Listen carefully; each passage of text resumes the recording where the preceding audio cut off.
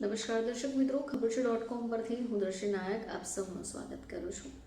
દર્શક મિત્રો, વાસ્તુશાસ્ત્રો અનુસાર જેમ આપણા ઘર અથવા ઓફિસ કે દુકાનમાં વસ્તુઓ મૂકવાનો નિર્દેશ છે, તેવી જ રીતે આપણે કોને શું ગિફ્ટ આપી રહ્યા છે તેનો પણ ઉલ્લેખ કરવામાં આવે છે. તો હિન્દુ ધર્મ અને વાસ્તુશાસ્ત્ર અનુસાર દરેક ગિફ્ટ સૌભાગ્ય લાવવાવાળું નથી હોતું.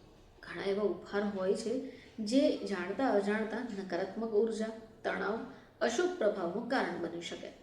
તો આવો આપણે આજે જાણીશું કે આપણા સંબંધોમાં સ્નેહ કઈ રીતે બનેલો રહે અને ઘરમાં ખુશહાલી કઈ રીતે કાયમ રહી શકે. તો સૌથી પહેલાં આપણે એ જાણીશું કે વાસ્તુશાસ્ત્ર અનુસાર એવા કયા ઉપહારો છે જેને આપણે ક્યારે પણ કોઈને ન આપવું જોઈએ. સૌથી પહેલાં વાત કરીએ ઘડિયાળ. તો વાસ્તુશાસ્ત્ર અનુસાર કોઈ પણ વ્યક્તિને ગિફ્ટમાં, ઉપહારમાં ઘડિયાળ ન આપવી જોઈએ. એવું માનવામાં આવ્યું છે કે આમ કરવાથી સંબંધોમાં રૂકાવટ આવી શકે, દૂરી આવી શકે.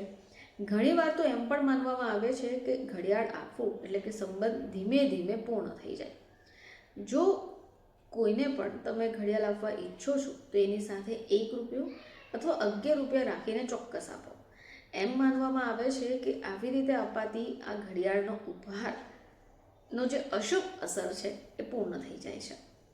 ચલો વાત કરીએ રૂમાલ વિશે.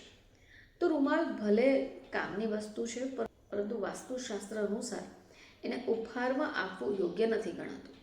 કહેવાય છે કે રૂમાલનો સંબંધ દુઃખ અને આંસુઓ સાથે છે. એટલે કોઈને પણ જો તમે રૂમાલ આપો છો તો એનો અર્થ છે કે આગળ જઈને સંબંધમાં દુઃખ અથવા દૂરી આવી શકે. એ સિવાય ધારદાર વસ્તુ, તો ચપ્પુ અથવા કાતર જેવી ધારદાર વસ્તુઓ પણ ગિફ્ટ આપવાનું યોગ્ય નથી ગણાતું, કારણ કે આનાથી સંબંધમાં ઝઘડાઓનો સંકેત હોય છે. એ સિવાય દર્પણ એટલે કે કાચ. તો વાસ્તુશાસ્ત્રમાં કાચ એટલે કે દર્પણને પણ ખૂબ ખાસ માનવામાં આવ્યું છે, કારણ કે આ સકારાત્મકતા અને નકારાત્મકતા બંનેની ઉર્જાનું પ્રતીક છે. હવે આ જ કારણ છે કે કોઈ પણ વ્યક્તિને કાચ આપવું શુભ માનવામાં નથી આવતું. આ જે કાચ છે, જે દર્પણ છે, એ જીવનનું સૌભાગ્ય પૂર્ણ કરે છે. ઘણીવાર આનાથી સંબંધોમાં ભ્રમ, તણાવ પણ પેદા થાય છે. ખાસ કરી કોઈ પ્રેમી કપલ હોય અથવા વિવાહિત વ્યક્તિ જે વિચાર્યા વગર આવી રીતે ગિફ્ટમાં આપી દે છે તો એમના સંબંધમાં દૂરી આવવાનું શરૂ થાય છે. તો દર્શક મિત્રો, વાસ્તુશાસ્ત્ર અનુસાર આ એવા પ્રકારની ગિફ્ટ છે જેને આપવું ટાળવું જોઈએ. ફરીથી આપ સમક્ષ હાજર થઈશું. ત્યાં સુધી જોતા રહેજો ખબર છે .com.